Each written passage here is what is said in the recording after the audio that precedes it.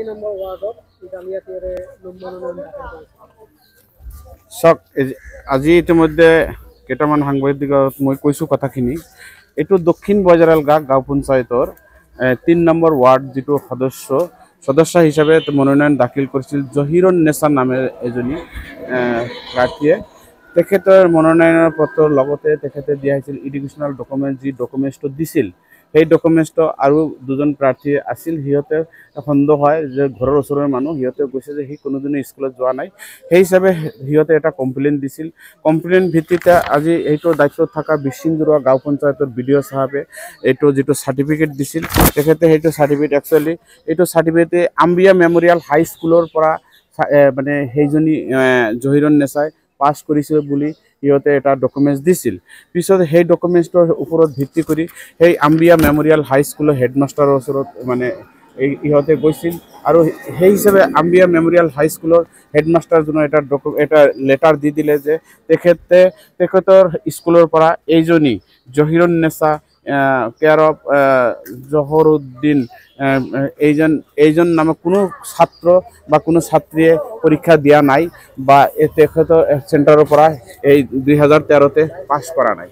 গতিকে এইটো ক্লিয়াৰ, এটা ফেক ডকুমেণ্ট বুলি হেডমাষ্টাৰ ইতিমধ্যে দিছে। সেই অৰিজিনেল ডকুমেণ্টটো ইতিমধ্যে আমি BDOৰ ফাইলত দিছোঁ আৰু কমপ্লেইনটো ৰিচিভ কৰি লৈছোঁ। হয়, কমপ্লেইনটো আগতে দিয়া হৈছিল, কমপ্লেইনটো 12 তাৰিখতে দিয়া হৈছিল, কিন্তু কমপ্লেইনৰ ভিত্তিতে ভেৰিফাই কৰাৰ কাৰণে অথৰাইজ একচুৱেলি ডকুমেণ্টছটো ভেৰিফাই কৰাৰ কাৰণে এই BDOৰ পৰা মানে একচুৱেলি ইছুইং অথৰিটি হেডমাষ্টাৰৰ পৰা চাৰ্টিফিকেট এটা বিচাৰিছিল যে এইখন মানে হেডমাষ্টাৰক দিয়া হৈছিল। হেডমাষ্টাৰে কৈছিল যে এই চিৰিয়েল নাম্বাৰ যে ইয়াতে দিয়া আছে, আটাইতকৈ ডাঙৰ কথা ইয়াতে এটা চাৰ্টিফিকেট দিছে, চুৰি কৰিলে কিছুমান ফল থাকি যায়, কোনো ধৰণৰ ছিগনেচাৰ কেতিয়া চাৰ্টিফিকেট ইছ্যু কৰিলে কোনো ধৰণৰ ছিগনেচাৰ কিন্তু ইয়াতে নাই। সেই হিচাপে হেডমাষ্টাৰে গোটেইখিনি বস্তু যিহেতু 13 চন বুলি খালি লিখা আছে, 2013ত এইটো সেইজনী মানে জহিৰুন নেছাই এই আম্বিয়া মেমৰিয়েল হাই স্কুলৰ পৰা পাছ কৰিছে বুলি এখন চাৰ্টিফিকেট লৈছিল। সেই চাৰ্টিফিকেট ভিত্তিতে হেডমাষ্টাৰৰ অফিচত গৈছিল। অফিচত গৈ পেলাই তেওঁৰ এডমিশ্যন ৰেজিষ্টাৰ মানে যিটো চাৰ্টিফিকেটৰ কাউণ্টাৰ ফলিঅ' আৰু সেই 2013 চনৰ যিটো বৰ্ডৰ ৰিজাল্ট, গোটেইখিনি বস্তু চাই পেলাই তেখেতে এটা চাৰ্টিফিকেট ইছ্যু কৰি দিলে যে this is to certify that Zahirun Nessa care of Zahoruddin of village so and so was not a student of Ambia Memorial High School. Her roll number so and so not found at our any school's record as per result of HSLC 2013. গতিকে কথাখিনি clear যে আজিৰ ডেটত কিছুমান মানে মানুহে কিছুমান প্ৰাৰ্থীয়ে ইমান ডকুমেণ্টছ মানে 2 নম্বৰী জালিয়াতি ডকুমেণ্টছ লৈ পেলাই মেম্বাৰ হয়। ইয়াৰ ওপৰত আমি একচুৱেলি কৰ্তৃপক্ষক FIR দিবলৈ আহ্বান জনাইছোঁ। আপোনালোকৰ চেনেলৰ মাধ্যমত আমি ৰেকৰ্ড কৰিছোঁ, যদি জালিয়াতি এতিয়াই মেম্বাৰ হোৱাৰ আগতে জালিয়াতি আৰম্ভ কৰিছে, সেইজনী যদি মেম্বাৰ হয় তেতিয়া ভৱিষ্যতে কিমান জালিয়াতি কৰিব সেইটো আপুনি কল্পনা কৰিব নোৱাৰিব।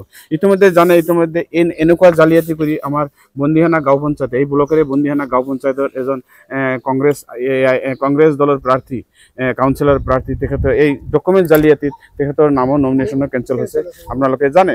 গতিকে এইটো আৰু যে কিমান জালিয়াতি আছে সেইটো আমি নাজানো, যিহেতু সিহঁতে ঘৰৰ ওচৰৰ মানুহ বুলি সিহঁতে গম পাইছে যে কোনোদিনে স্কুল যোৱা নাই, হাইস্কুলৰ মানে মেট্ৰিক পাছ কৰা এটা চাৰ্টিফিকেট ক'ত পালে।